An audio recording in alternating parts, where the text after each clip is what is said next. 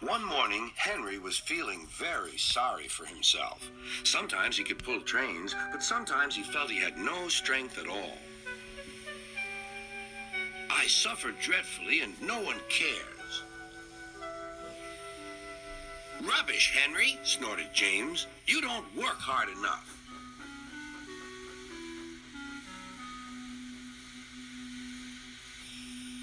Sir Topham Hatt spoke to him too. What's wrong with you, Henry? You have had lots of new parts and new paint too, but they've done you no good.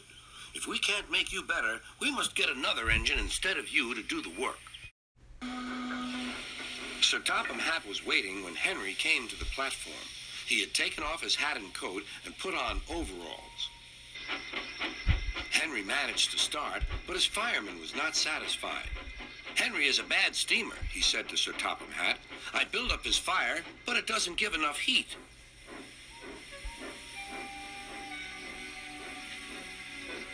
Henry tried very hard, but it was no good. He didn't have enough steam and came to a stop outside Edward's station. Oh dear, thought Henry, I shall have to go away. Oh dear, oh dear. All he could do was to go slowly onto a siding, and Edward took charge of the train.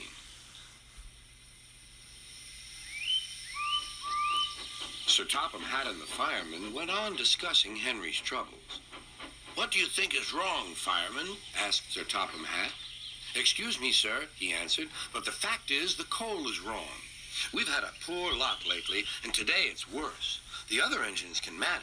They have big fireboxes. Henry's is small and can't make the heat. With Welsh coal, he'd be a different engine. It's expensive, said Sir Topham Hatt, but Henry must have a fair chance. James shall go and fetch some.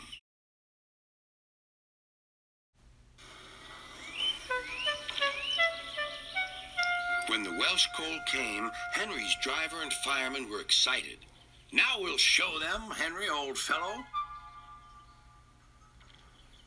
They carefully made his fire, putting large lumps of coal like a wall round the outside. Then the glowing middle part was covered with smaller lumps. You're spoiling my fire, complained Henry. Wait and see, said the fireman. We'll have a roaring fire just when we want it. When Henry reached the platform, the water was boiling nicely, and he had to let off steam. How are you, Henry? Beep, beep, beep. I feel fine. Have you a good fire, driver? Never better, sir, and plenty of steam. No record breaking, warned Sir Topham Hatt. Don't push him too hard. Henry won't need pushing, sir. I'll have to hold him back.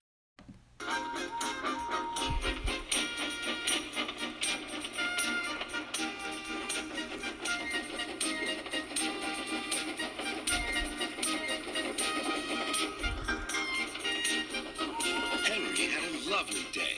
He had never felt so well in his life. He wanted to go fast, but his driver wouldn't let him. Steady, old fellow, he would say. There's plenty of time. They arrived early at the station. Thomas puffed in. Where have you been, lazy bones? Asked Henry. Oh, I can't wait for dawdling tank engines like you. Goodbye. Whoosh, said Thomas to the coaches. Have you ever seen anything like it? Both Annie and Clarabelle agreed that they never had.